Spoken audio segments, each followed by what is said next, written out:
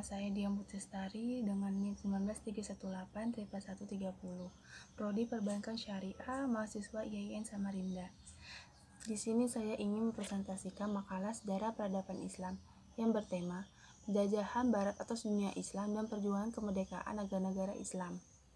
Di makalah tersebut terbagi beberapa sub. Yang pertama, A. Renaissance di Eropa. Yang B. Penjajahan Barat terhadap dunia Islam dan di anak benua India dan Asia Tenggara. Dan C. Kemunduran kerajaan Utsmani dan ekspansi dari Barat ke Timur Tengah. Dan D. Bangkitnya nasionalisme di dunia Islam dan tumbuhnya gerakan partai yang memperjuangkan kemerdekaan negaranya. Yang E. Kemerdekaan negara-negara Islam dari penjajahan. Penjajahan Barat atas dunia Islam dan perjuangan kemerdekaan negara-negara Islam periode modern dalam sejarah Islam bermula dari tahun 1800 Masehi dan berlangsungnya sampai sekarang. Di awal periode ini, kondisi dunia Islam secara politis berada di bawah penetrasi kolonialisme. Baru pada pertengahan abad ke-20 Masehi, dunia Islam bangkit kemerdekaan negerinya dari penjajahan Barat. A. Renaissance di Eropa. Pada awal kebangkitannya, Eropa menghadapi tantangan yang sangat berat. Di hadapannya masih terdapat kekuatan-kekuatan perang Islam sulit dikalahkan, terutama kerajaan Utsmani yang berpusat di Turki. Tidak ada jalan lain. Mereka harus menembus lautan yang sebelumnya hanya dipandang sebagai dinding yang membatasi gerak mereka. Mereka melakukan berbagai penelitian tentang rahasia alam, berusaha menaklukkan lautan dan menjelajahi benua yang sebelumnya masih diliputi kegelapan. Secara Christopher Columbus menemukan benua Amerika pada 1492 Masehi dan Vasco da Gama menemukan jalan ke timur melalui Tanjung Harapan pada tahun 1898 Masehi. Benua Amerika dan Kepulauan India segera jatuh ke bawah kekuasaan Eropa. Dua penemuan itu sungguh tak terkirakan nilainya. Eropa menjadi maju dan dunia perdagangan karena tidak tergantung lagi kepada jalur lama yang dikuasai umat Islam. L. Stoddard menggambarkan dengan sekejap mata dinding laut itu berubah menjadi jalan raya dan Eropa semula terpojok segera menjadi pertuankan di laut, dan dengan demikian yang dipertuan di dunia terjadilah perputaran nasib yang maha hebat dalam sejarah seluruh umat manusia. Yang B. Penjajahan Barat terhadap dunia Islam di anak benua India dan Asia Tenggara. India ketika berada pada masa kemajuan pemerintahan kerajaan Mughal adalah negeri yang kaya dengan hasil pertanian. Hal itu mengandung Eropa yang sedang mengalami kemajuan untuk berdagang ke sana. Di awal abad ke-17, Inggris dan Belanda mulai menginjakkan kaki di India pada tahun 1611 Masehi. Inggris mendapat izin menanam modal pada tahun 1617 Masehi. Belanda mendapatkan izin yang sama. Kongsi Dagang Inggris atau BIIC mulai berusaha menguasai wilayah India bagian timur ketika ia merasa cukup kuat. Pengusaha setempat mencoba mempertahankan kekuasaan dan berperang melawan Inggris tahun 1761 Masehi. Namun mereka tidak berhasil mengalahkan Inggris. Akibatnya daerah-daerah Oudh, Bengal, dan Orissa jatuh ke tangan Inggris. Pada tahun 1803 Masehi, Delhi, ibu kota kerajaan Mughal, juga berada di bawah bayang-bayangan kekuasaan Inggris. Karena bantuan yang diberikan Inggris kepada rakyat ketika mengalahkan aliansi Sikh Hindu berusaha menguasai kerajaan. Mulai saat itulah Inggris leluasa mengembangkan sayap kekuasaannya di anak benua India dan sekitarnya. Pada tahun 1842 Masehi, keamiran Muslim Sikh India dikuasainya. Tahun 1857 Masehi, kerajaan Mughal bahkan dikuasai penuh dan setahun kemudian rajanya terakhir dipaksa meninggal di istana. Sejak itu, India berada di bawah kekuasaan Inggris yang menegakkan pemerintahannya di sana. Pada tahun 1879 Masehi, Inggris berusaha menguasai Afghanistan dan Kesultanan Muslim Baluchistan dimaksudkan di bawah kekuasaan India Inggris tahun 1899 Masehi. Asia Tenggara, negeri tempat Islam baru mulai berkembang yang merupakan daerah rempah-rempah terkenal pada masa itu justru menjadi ajang perebutan negara-negara Eropa. Kekuatan Eropa malah lebih awal menancapkan kekuasaannya di negeri ini. Hal itu mungkin karena dibandingkan dengan Mughal, kerajaan-kerajaan Islam di Asia Tenggara lebih lemah sehingga dengan mudah dapat ditaklukkan. Kerajaan Islam Malaka yang berdiri pada awal abad ke-15 Masehi di Semenanjung Malaya strategis dan merupakan kerajaan Islam kedua di Asia Tenggara setelah Samudra Pasai. Ditaklukkan Portugis tahun 1511 Masehi. Sejak itu perperangan antara Portugis melawan kerajaan-kerajaan Islam di Indonesia seringkali berkorban. C. Kemunduran kerajaan Utsmani dan ekspansi Barat ke Timur Tengah. Kemajuan-kemajuan Eropa dalam teknologi militer dan industri perang membuat kerajaan Utsmani menjadi kecil di hadapan Eropa. Akan tetapi, nama besar wilayah-wilayah yang berada di bawah kekuasaan kerajaan Islam ini, termasuk daerah-daerah yang berada di Eropa Timur. Kekuasaan kerajaan Islam ini termasuk daerah-daerah yang berada di Eropa Timur. Namun, kekalahan besar kerajaan Utsmani dalam menghadapi serangan Eropa di Wina tahun 1683 Masehi membuka mata Barat bahwa kerajaan Utsmani telah mundur jauh sekali. Sejak itulah kerajaan Utsmani berulang kali mendapat serangan-serangan besar dari Barat. Sejak kekalahan dalam pertempuran Wina itu, kerajaan Utsmani juga menyadari akan kemundurannya dan kemajuan Barat.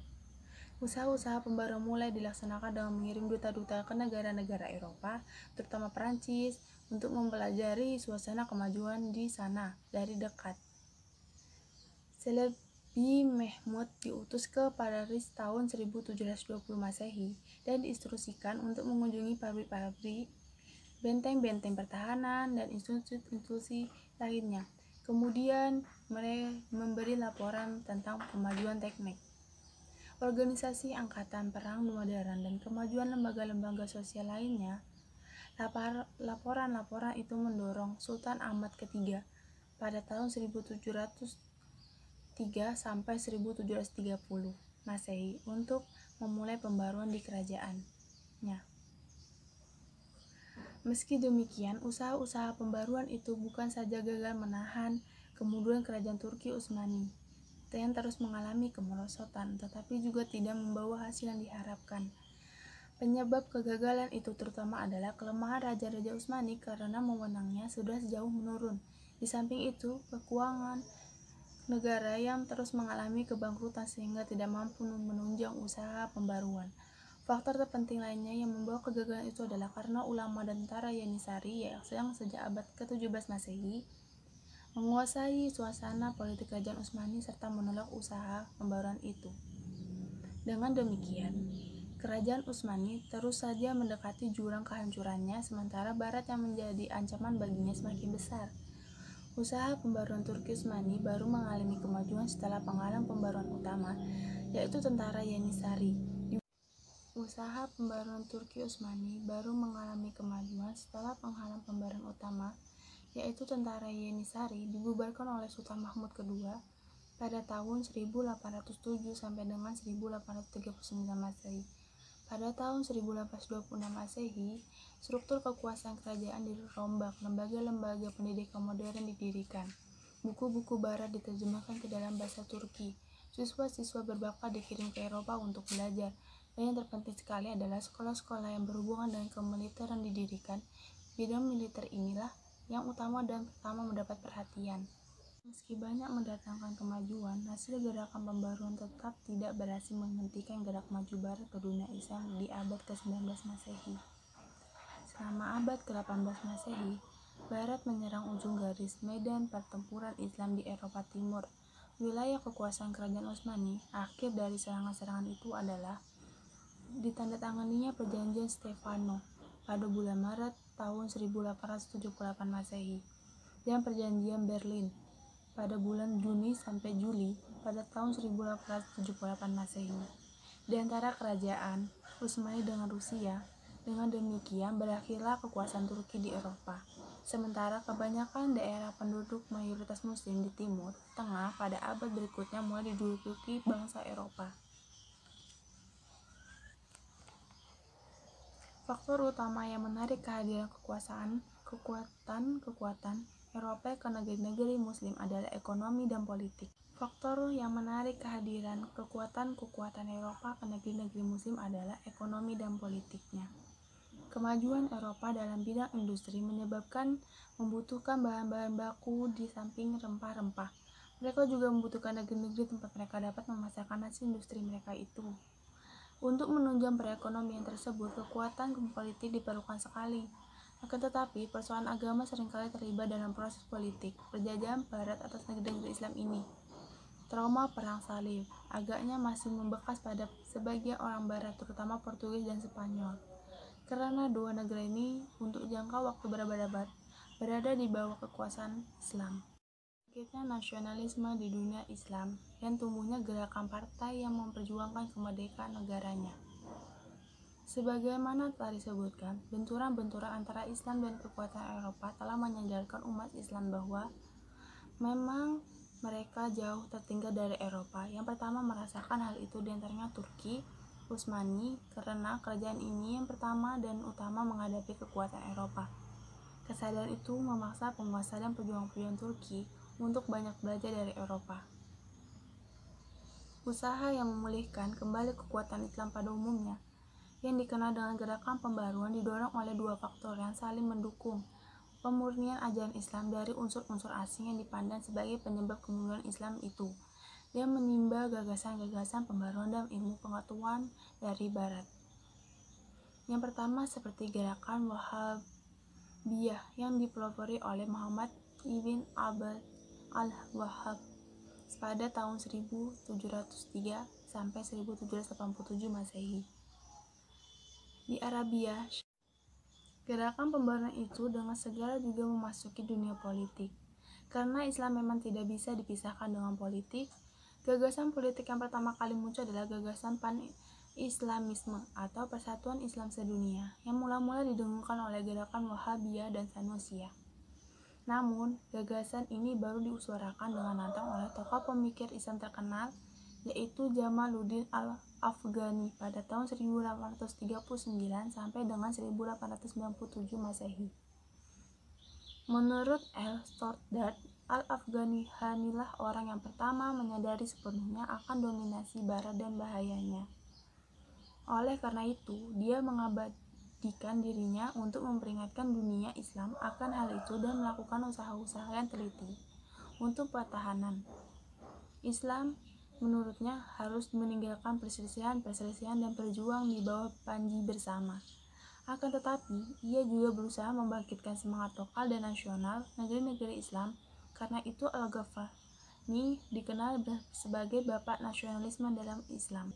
Kemerdekaan negara-negara Islam dari penjajahan. Munculnya gagasan nasionalisme yang diikuti dengan berdirinya partai-partai politik merupakan modal utama umat Islam dalam perjuangannya untuk mewujudkan negara merdeka yang bebas dari pengaruh politik Barat. Dalam kenyataannya, memang partai-partai itulah yang berjuang melepaskan diri dari kekuasaan penjajah. Perjuangan mereka terwujud dalam beberapa bentuk kegiatan, seperti 1.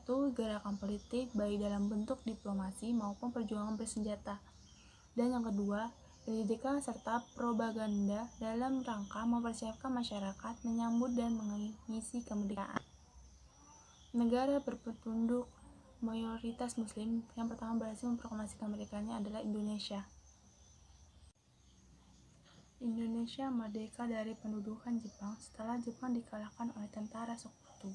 Akan tetapi, rakyat Indonesia harus mempertahankan kemerdekaannya itu dengan perjuangan senjata selama 5 tahun berturut-turut.